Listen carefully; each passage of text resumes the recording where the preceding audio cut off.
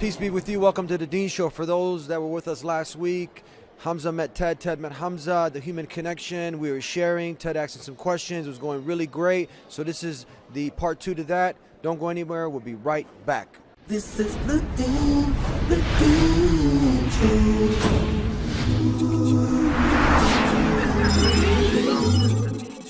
This is the Dean Show.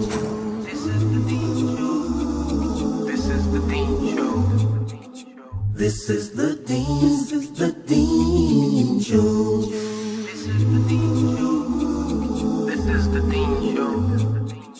This is the Dean Show.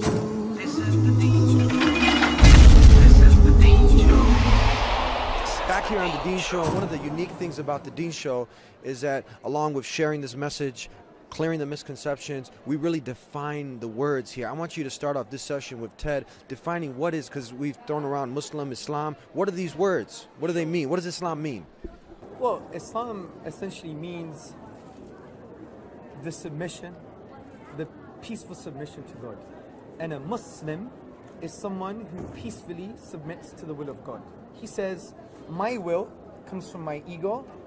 God's will comes from something that transcends that. He is the source of peace, as-salam. He is the loving, He is the merciful. So I'm going to submit my will to His will peacefully, and I'm going to surrender to Him. It's like almost letting go of your ego. Sure. And saying, you know what, it's about me and Allah and having that connection. What if someone says, well, Christianity or Judaism or Buddhism mean the same thing? Can you actually say that?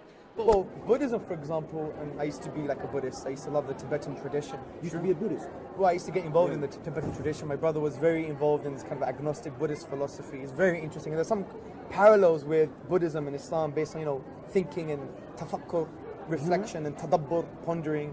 It's in the Islamic tradition where one scholar, Dr. Malik Badri, he basically says that maybe Buddhism was one of the monotheistic traditions and it was somehow over, like whispers, when human beings whisper from one to another, it gets filled, it gets change. Things change. Islam not very different, I'm assuming.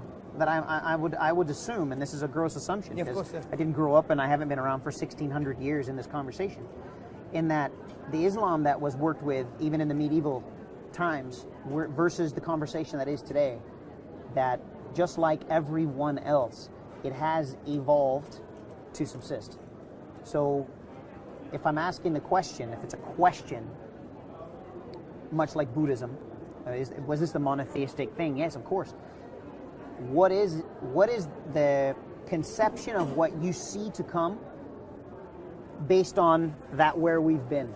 Okay, it's a very good question. Answer this question just so real quick, just finishing so the people can understand, like you define what Islam is. Is Buddha named after Buddha? Yeah, Christianity exactly. after Christos? So, very good to bring me back to the point. Oh, that's a great question, So Eddie. Buddhism is an Sorry. agnostic philosophy, meaning that there's one narration attribute to the Buddha, and someone says to him, does God exist? And he said it's irrelevant, right? So basically the question of God and His relevancy is a non-question from that perspective, because Buddhism is an agnostic philosophy. Just work with your life, your mind. How do you break your ego? How do you live peacefully? Now we would say actually the good question is a very important question, Sure. because it grounds your morality, it grounds who you are, your sense of self, and all of these different things. Now when it comes to Christianity, a Christian, basically, especially mainstream Christianity, they believe in something what you would call a Trinitarian conception of God. The Christ where event. In the Greek language is homoousios. There's one essence, ousia essence, one essence, three distinct persons. What we would say humbly in the Islamic tradition, this doesn't befit the majesty and perfection of God, and this is not the correct conception of the divine. So for you to connect with that is like connecting with something other than the divine. So what we would say humbly is, if you want to go back to the roots, go back to even original Christianity, the original beliefs. Or even further back. Yeah, even the Like, Jewish tradition. Way back. Yeah. That you want to connect with God, there is no intermediary, no son, no book, no pope, nothing. It's a direct connection, a direct relationship. And that's why sometimes you have, brothers in Christianity saying, how's your relationship with God? Do you have a loving relationship with God? I would humbly say, well, I don't think you do. Because maybe, if you have to have something in the middle, is that a loving relationship? if I want to like fall in love with my wife, I'm not going to put my mom in the middle, right? Oh my goodness. Or, you know, start Lord playing knows with, that's a horrible plan. It's never going to work. or Never. play with my phone and talk to my wife. That's not going to work. So I'm going to connect straight to my wife. Just like with God, you want to have a loving relationship with God, you connect straight to Him. So that's what Islam's about. We connect with Allah. Was your question now, how do we know Islam hasn't changed? Just like many of these... preservation, the Preservation. There's here's some things that I've come to understand historically. Sure. And let's just look at the civilization, and it's basically it's been like a riding on a snowboard down a mountain, mankind, right? With a few avalanches. With a few, yeah, for pretty significant ones, yes. So we drifted deeply into our first understandings of religion, and we had many things that we chose to choose as things we didn't understand. Gods, there were animals. We wanted the amorphism. We have the pagan religions that's, you know, there's an admiration of the animal world, and there's a lot of what we did in our lives at that time that was very animalistic. Yeah, sure. And then we come into what our philosophers began to say, hang on guys, we don't have a god of lightning, we don't have, and Greek mythology, and these great thinkers come to play and say, hey, hang on a second, too many divine beings here. We've got to get this down to something that's palatable and something we can live with. So that drifts into the next big swing and becomes a scientific pursuit via philosophy. Then it's swinging, it's up and down, it's drifting extremely towards the spiritual side, extremely towards the scientific side, and we have Darwinism that brings in this like, well, if we can literally change the breed of dog and change the way flowers look, how is that? How is God in charge of everything if I can control the flowers that grow? Yes, of course. That's a fantastic question, and it births some interesting things. Okay, there's a few questions here, right? Yeah, a lot, I'm sorry. Let's go back to the first question, which is, you know, when I mentioned about Buddhism and about the statements attribute to Sure. Him and the preservation and Sure. stuff, Islam is like different. It's not based on a whispers philosophy. In the Islamic tradition, it's called something called mutawatir or tawatur. It's an Arabic word. All it means is recurrent reporting. And I'm going to try and give you a picture for you to put in your mind. Say you have the Prophet Muhammad, upon whom be peace, right? And he told something to 5 of his companions. And these 5 companions said exactly the same thing to their 5 companions. Sure. And each of these 5 companions that have 5 companions, they say to another 5 companions something else. So the chain grows. And you see that the chain of knowledge, not everybody has the same chain. So somebody has this chain, someone has this chain, some of these people never met before, they come from different times and places. But at the end of the chain, you have millions of people saying exactly the same thing. Sure. Now, philosophically speaking, to say that what they're saying now wasn't what the Prophet Muhammad, upon whom be peace, said, is tantamount to a mass conspiracy. That they somehow basically traveled, took a time machine, you know, said, make sure you say this, make sure you say that, you got it from this chain, and say you got it from that chain of narration. Sure. So this basically shows that you can't deny what you call recurrent reporting. Even David Hume, famous Scottish skeptic philosopher, he said, you know, if the masses of people in the 1600s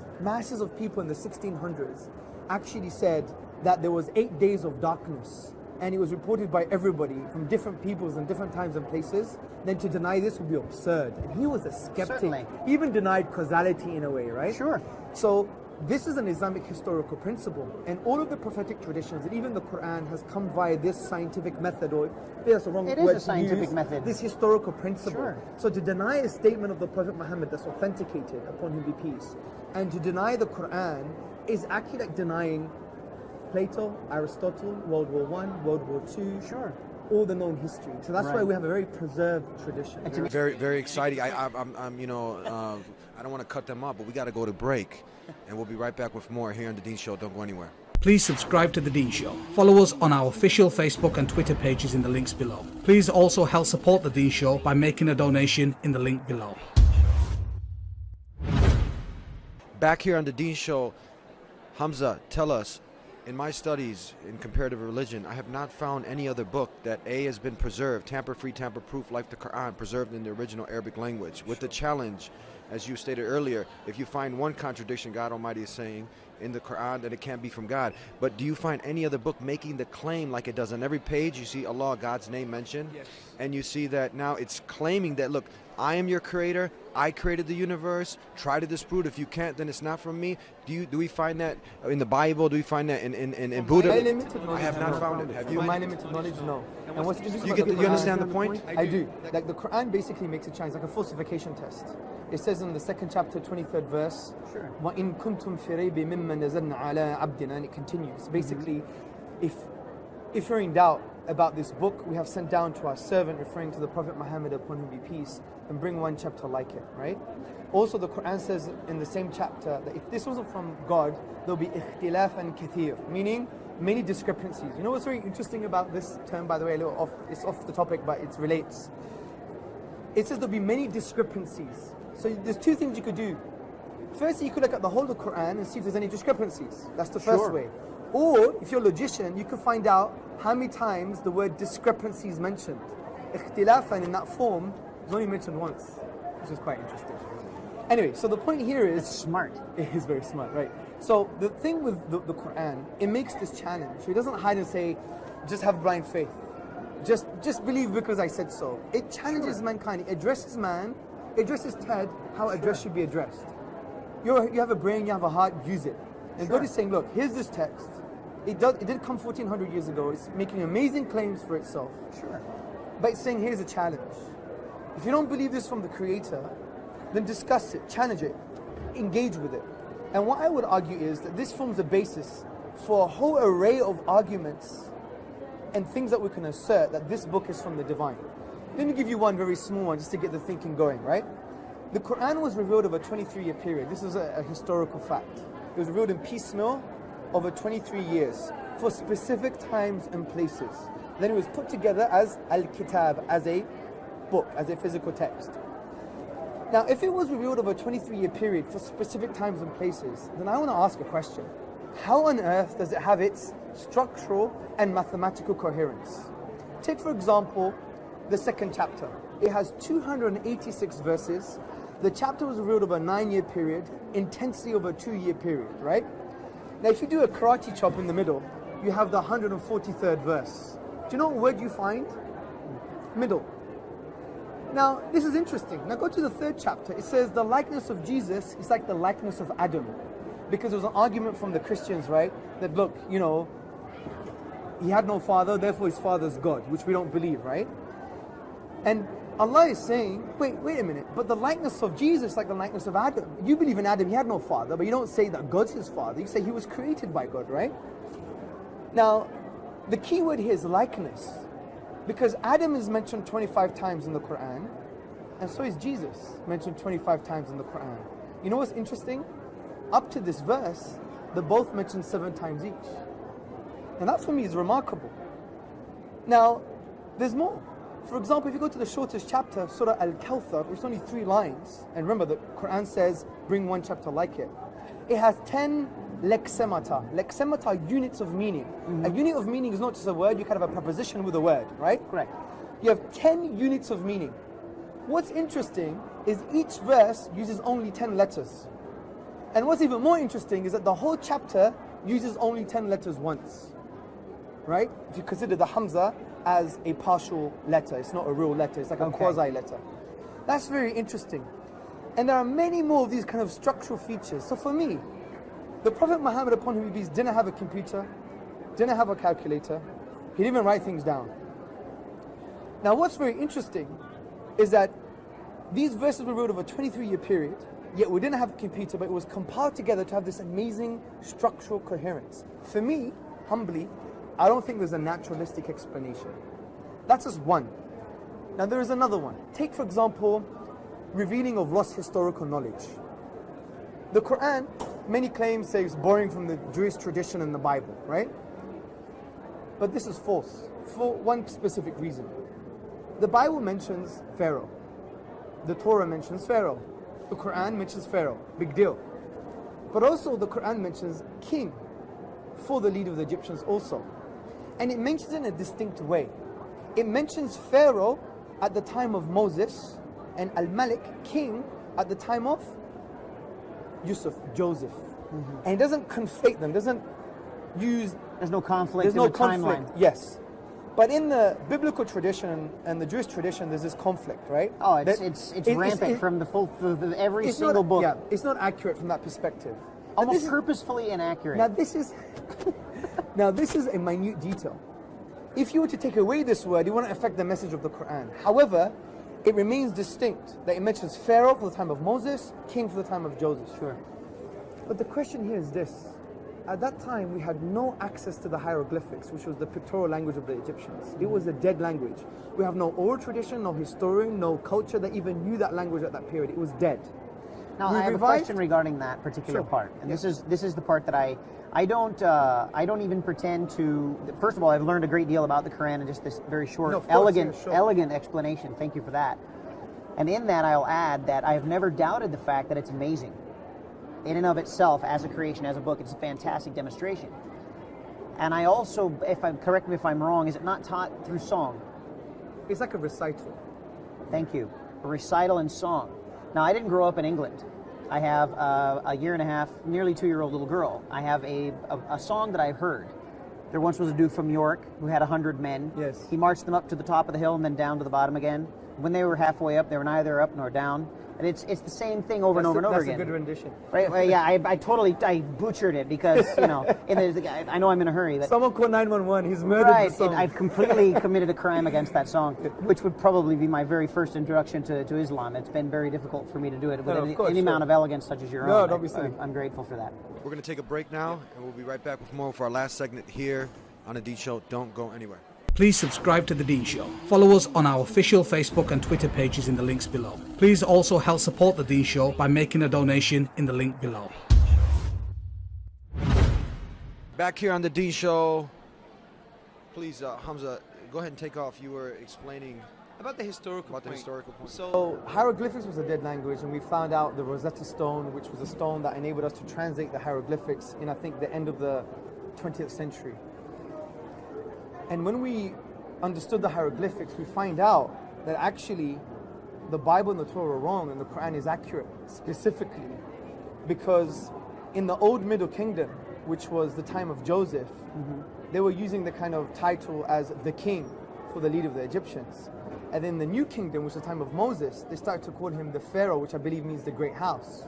That's this distinct, minute detail. Now, where did the Prophet get his knowledge from, upon him be peace, when there was an ignorance of that knowledge, an absence of that knowledge? We can't find it anywhere in oral tradition or in textual tradition.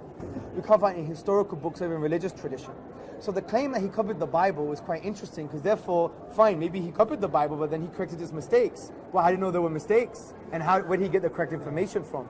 So that's another little signpost to accumulate. You have an accumulative case for the Quran. Another quick thing, and to be honest, I could mention 10 points, but we don't have time. But another thing is about the structural features of the Quran. Many of the chapters are in what you call ring composition. Now, you don't even need to know Arabic for this. Ring composition is like units of themes, categories of themes. Again, let's look at the second chapter, which is the largest chapter. It has theme A, theme B, C, D, E. Then you have D1, you have C1, you have B1 and A1. So you have this ring composition. A and A1 have a similar theme, B and B1 have a similar theme, C and C1 have a similar theme, D and D1 have a similar theme, and E is on its own. E mentions the present. Before E mentions the past, after E mentions the future, but yet you all have these similar themes, right? Sure. There's this ring composition, and each ring, each category has its own ring composition as well. So it's structured based on meaning and structural themes. And for me, since this book was revealed over a 23-year period for specific times and addresses specific events, how on earth has it been developed in this structural way? It shows that the author knew the future, which again gives support to the fact that it's likely to be from the divine. Is this possibly, and I ask this in Sure.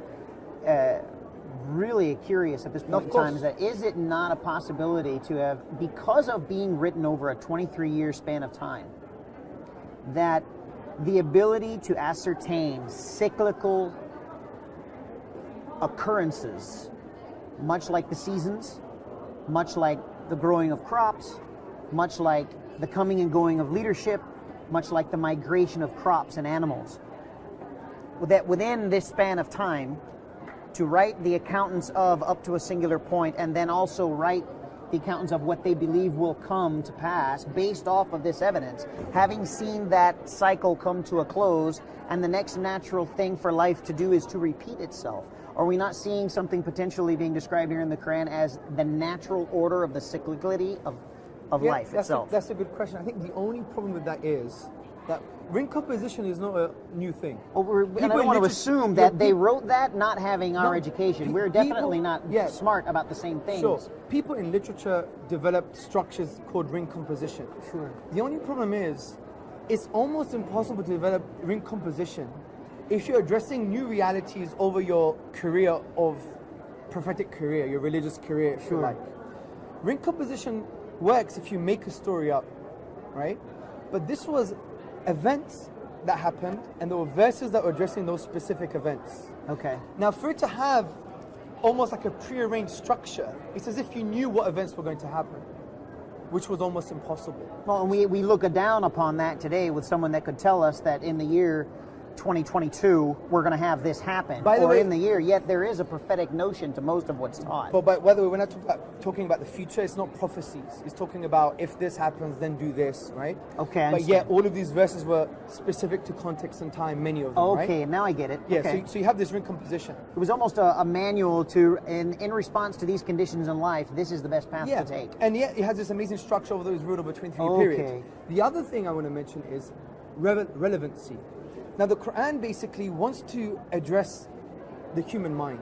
The 7th century mind, the 15th century mind, and the 30th century mind. Certainly. And let me give you some examples to show the multi-layered and multi-leveled meaning of this book, which is phenomenal. Because if it was 7th century, it must have a 7th century language. But the Quran is so dynamic, it has almost a timeless language. And for me, it shows it came from a being that knows all knowledge.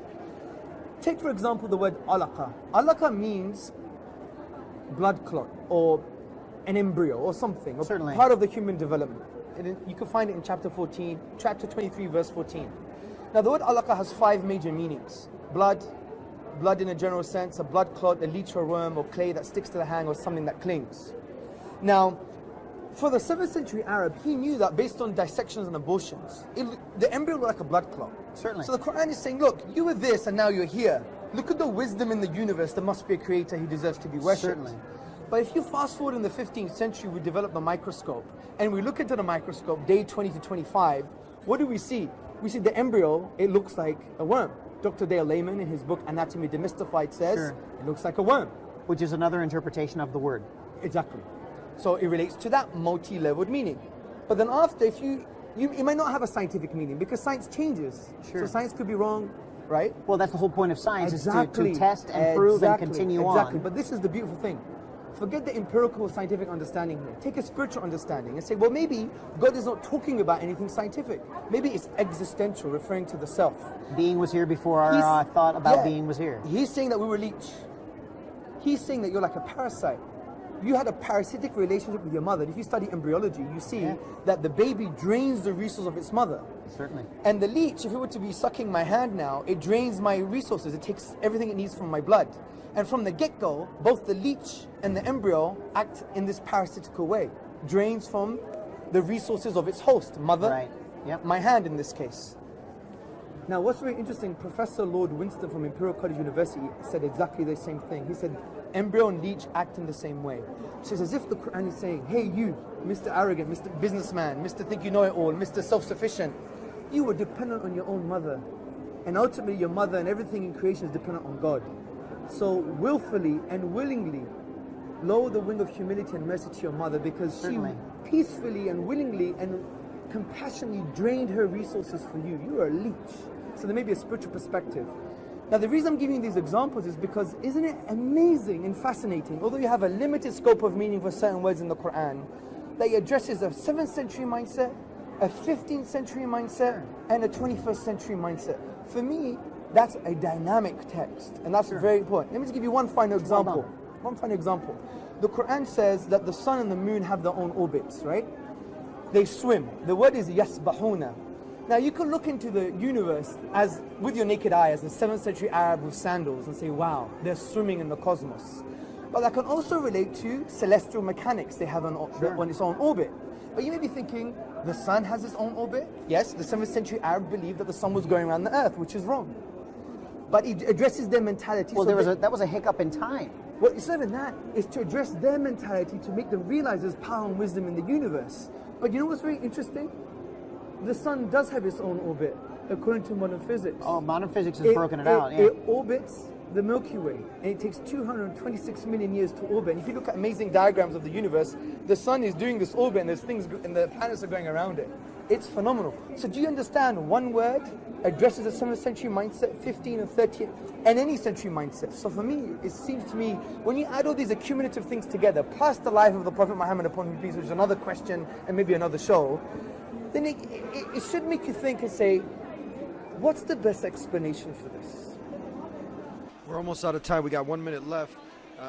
Closing comments and advice to those truth seekers, people who are curious like Ted, and let's say someone out there is hearing this. What is that first step because we know that in Islam, it's a lifetime struggle to acquire knowledge. There's so much. It's an ocean of knowledge. But when somebody wants to do Islam, they want to accept Islam, what is the first major step that one has to take? Well, what they have to do is affirm the truth, reality. You have an amazing tie. Islam is like saying that you have an amazing tie. And that's why we're saying we're affirming the reality that you have an amazing tie. And what is the affirmation of reality here? La ilaha illallah Muhammadan Rasulullah. There is no deity, no object worthy of worship but the one that created us, the deity, Allah. And the Prophet Muhammad, upon whom be peace, is his final messenger. Now this should be made with your heart, that you sincerely believe in this, and that you have a willingness to worship. If you don't have that willingness to worship, which is your raison d'etre, as the French say, your reason for existence, then that might not be accepted. So you have a willingness to worship, to come close to God, and you believe in that reality, and that makes you a Muslim. And that's simple. You don't have to know all this complex stuff I was talking about. Dipped in a pool, you don't have to do anything. You don't need angels to come down with fireworks or anything. It's so. Yesterday, on Friday, we're here. There was a sister, American sister, sat through the lecture, came up to me and said, I want to become Muslim, but I don't know what's going on. She thought there has to be a special time and moment. I said, look, Allah wants you to love Him, but you've closed the door on Allah. You've locked the door, put the gates up, and put guard dogs. Allah wants you to love Him. There's nothing special. Do you like this guy's shoes? Yeah, I like his shoes. Islam is just like that. You're accepting a reality. There is no deity worthy of worship. I'm not my deity. Society is not my deity. My boss is not my deity. Eddie is not my deity. Ted's not my deity. The ism and schism is not my deity. My deity is the one who created me, the one that loves me, the one that knows me better than I know myself. And I'm going to submit to that. And I'm going to love Allah, and He wants to love me. So why would I choose hell over a loving God? God doesn't send you there. Allah says, don't blame me. Blame your own hands. It's the spiritual cause and effect. So Allah is saying, just from your free will, make the right choice.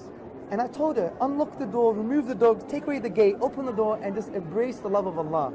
She became a Muslim on Friday. It was beautiful, right? And that's the advice to everybody. Life is simple. We complicate it sometimes with egocentrism and philosophy and all this rubbish, but it's just simple. You were made. This is very basic instinct. It's a rational principle. You were made by something that's supernatural. He sent down a message, and we have good reasons to believe in it. You submit to His will, and you're at peace. You're not a slave to anybody. You're not a service to anyone apart from God. And if you're in service to God, you're in service to mankind. You create justice and peace and harmony. And then you die, then you have eternal bliss in paradise. And that's what we want for everybody. And that's Islam. We're out of time. We're going over our time. Any closing comments? Ted, stay who you are. I think you've taught us a lot, because it shows to everybody, the Muslims, that we could come together and have these discussions, like we're in a coffee shop, chilling out, discussing about man life and the universe. And I'm going to connect with you after this anyway, because we had a long conversation before we had this show, and you're a great guy. Keep up the fitness and the nutrition and all the stuff that you do. Keep up the reading, and let's engage further. And that's what we have to do. We have to show people, we have to transcend the Fox News narrative. Now, they want to divide us. People want to divide us. We want to say we want a space where we could have the right emotions, the right intellectual discussions, the right human connection, so we could talk about these issues. And if we disagree with love. We don't disagree with hate. And that's what we want, Eddie, right? Yes, absolutely. Thank you. Thank you. Thank you very much. Thank you, everybody, for tuning in, and we'll see you next time here on The Dean Show. Hope you enjoyed. Peace. Please subscribe to The Dean Show. Follow us on our official Facebook and Twitter pages in the links below. Please also help support The Dean Show by making a donation in the link below.